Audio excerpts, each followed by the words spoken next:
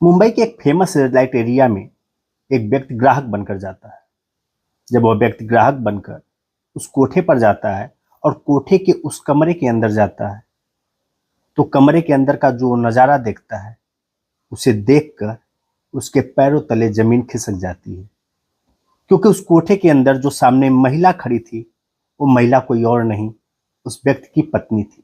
आज की ये जो सच्ची कहानी है, एक कहानी है कर्नाटक के बेंगलुरु की।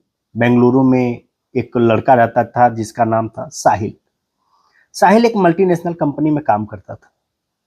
अभी 3 महीने पहले ही उसकी शादी हुई थी।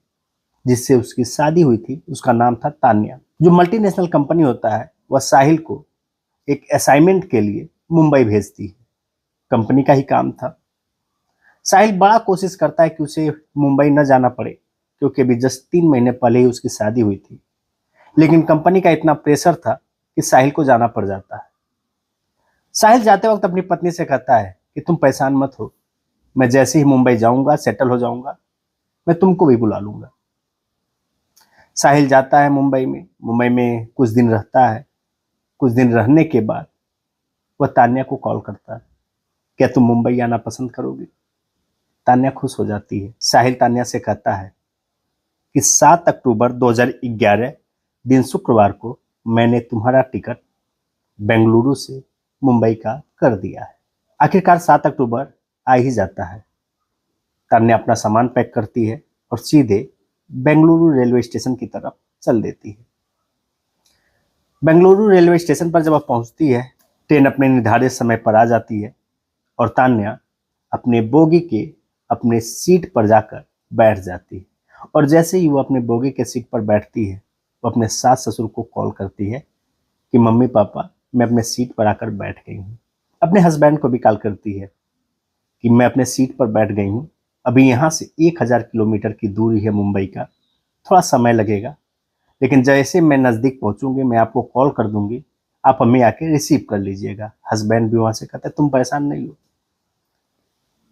तुम बस वहाँ से निकलो, मैं आके तुम्हें रिसीव कर लूँगा। तान्या वहाँ से निकलती है और जैसे वह अपने सीट पर बैठी रहती है, उस सीट के सामने वाले बर्थ पे 2 व्यक्ति आकर और बैठ जाते हैं। वो 2 व्यक्ति अनजान थे।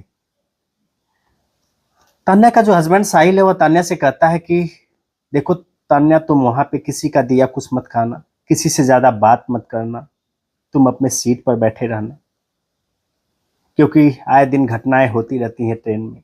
बहुत समझाता है साहिल। तान्या कहती है आप चिंता मत करिए, मैं किसी से बात नहीं करूंगी, मैं किसी का दिया नहीं खाऊंगी, और मैं कल आपसे मुंबई में मिलूंगी।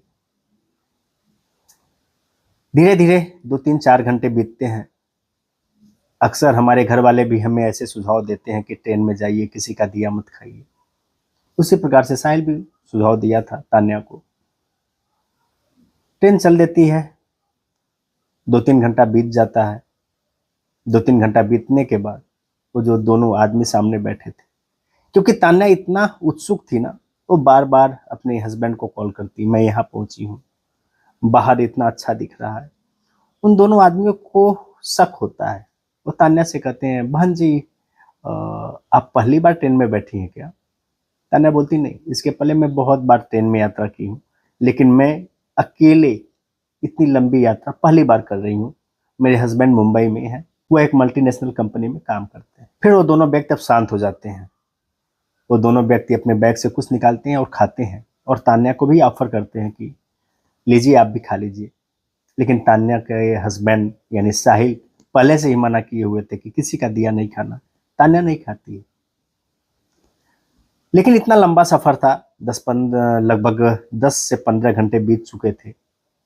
अब धीरे धीरे, अक्सर हम इतनी लंबी यात्रा करते हैं तो सामने वाले से धीरे धीरे बातें होने लगती हैं और एक दोस्ती जैसा संबंध बन जाता है। उसी प्रकार से तान्या के साथ भी हुआ। अब तान्या भी अपने बैग से कुछ निकाली, तो वह एक अपना संस्कार दिखाते हुए उस दोनों आदमियों को ऑफर की कि भैया लीजिए आप भी खा लीजिए। वो दोनों व्यक्ति लेते हैं और खा लेते हैं।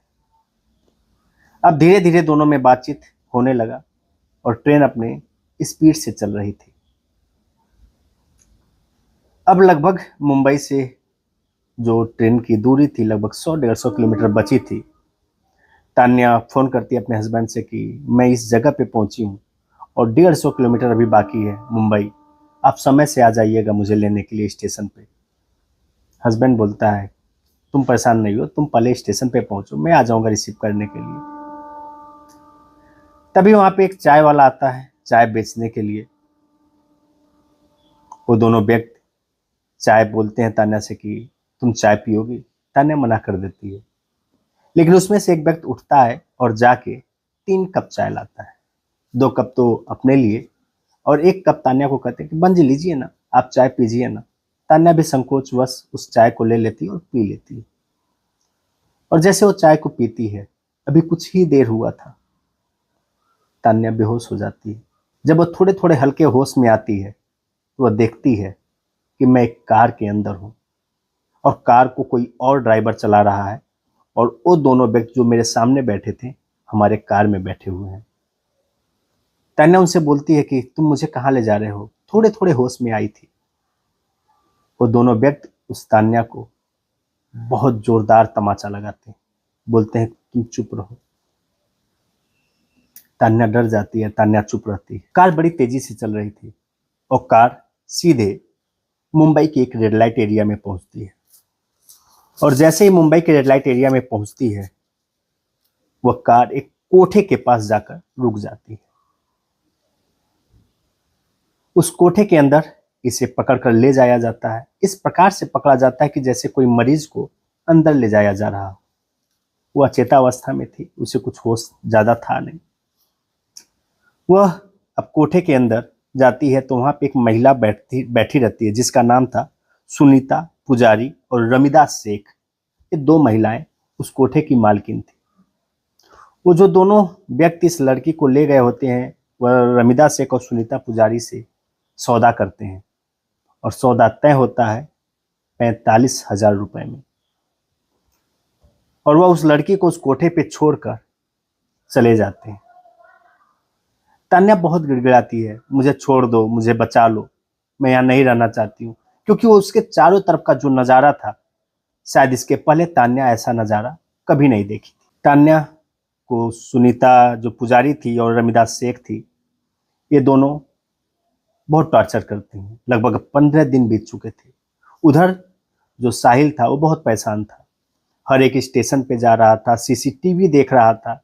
सीसीटीवी में तो देख रहा था कि बेंगलोर में हमारी पत्नी ट्रेन में आके बैठी, लेकिन मुंबई में वह उतरते हुए सीसीटीवी में कहीं नहीं देख पाता है।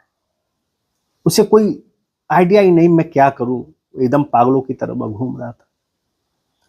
अब 15 दिन बीत चुके थे। सुनीता पुजारी आती है और तान्या से कहती है अब तुम्हारी नौटंकी नहीं चलेगी, तुम अपने कपड़े चेंज करो और आज जो ग्राहक आएगा उसे तुम्हें खुश करना पड़ेगा, और अगर नहीं करोगी तो मेरी वार्निंग है। पास की खड़ी लड़कियों से वह बोलती है इसको समझा दो। पास की जो लड़कियां हैं वो आती हैं, कहती है तान्या देखो तुम फंस चुकी हो, तुम यहां से नहीं निकल सकती, जो यह कह रही हैं तुम मान जाओ। तान्या भी क्या करे, तान्या भी अब परेशान थी और तान्या उसकी बात मान लेती है। एक ग्राहक आता है और वह तान्या को लेकर एक कमरे के अंदर जाता है। दरवाजा जैसे ही बंद होता है, तान्या बड़े धीमी धीमी आवाज में रोना शुरू करती है। उस जो ग्राहक था, उस व्यक्ति का वह पैर पकड़ लेती है, उसके सामने गिड़गिड़ाती है, भैया मेरी मदद करो, मैं गलती से यहाँ फंस गई हूँ, मुझे चाय में नशीली गोली खिलाकर यहाँ पे लाया गया है, मेरे हस्बैंड मल्टीनेशनल कंपनी में काम करते हैं, मेरी मदद करो भैया।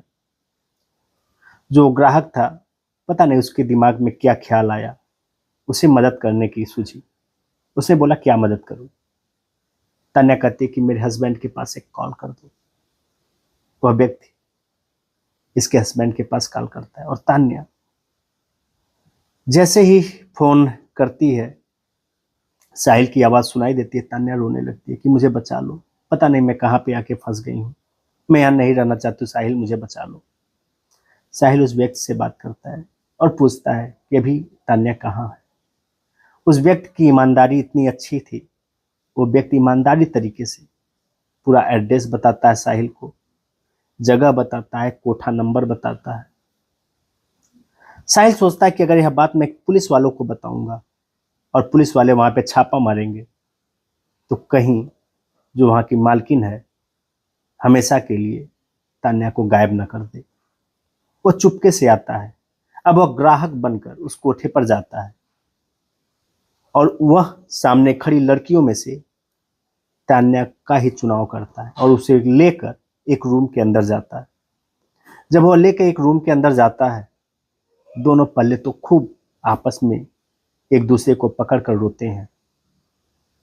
उसके बाद से जो साहिल होता है वो वहां के पुलिस कंट्रोल रूम महाराष्ट्र के कॉल करता है और पूरी बात बताता है। कहता है, सर मैं यहाँ पे इस अवस्था में हूँ और हमारी पत्नी की जिंदगी अब आपके हाथ में है। महाराष्ट्र की पुलिस बड़ी ईमानदारी से काम करती है और अपने पूरे फोर्स के साथ वह उस कोठे पर छापा मारती है और साहिल को और तान्या को बरामद करती है। इनके साथ साथ बहुत सारी लड़कियां बरामद होती हैं। जो महाराष्ट्र की पुलिस है वह तुरंत सुनीता पुजारी को और रमिदास शेख को गिरफ्तार करती है। उसके साथ साथ कई लोगों को गिरफ्तार करती है। उन दोनों के जो रमिदास शेख है, जो सुनीता पुजारी है, इन दोनों ने फिर वो जो दोनों दलाल थे उनका पता बताती हैं। उनको भी गिरफ्तार किया जाता है और सबको जेल भेज दिया जाता है। सबसे अगर हम इस कहानी में बात करें तो सबसे जो ज्यादा फर्ज निभाया वह ग्राहक, जो ग्राहक बनकर गया था और वह तान्या की बात मान लेता है, और दूसरा वह साहिल जो अपनी पत्नी को कोठे पर होने के बावजूद भी उतना ही सम्मान दिया, उतना ही प्यार दिया और उसे अपना भी लिया। हम आपको भी बताना चाहेंगे कि कभी भी अगर ट्रेन में या फिर ऐसे कहीं पब्लिक ट्रांसपोर्ट से आप यात्रा कर रहे हो तो सजग रहें। यह घटना किसी के साथ भी हो सकती है। हमारा कहानी सुनाने का उद्देश्य किसी की भावनाओं को ठेस पहुंचाना नहीं है, बस आपको इतना बताना है, स्वस्थ रहें, सजग रहें और आने वाले क्राइम को भांप सकें। मिलते हैं आपसे अगले किसी नए वीडियो में, तब तक के लिए जय हिंद।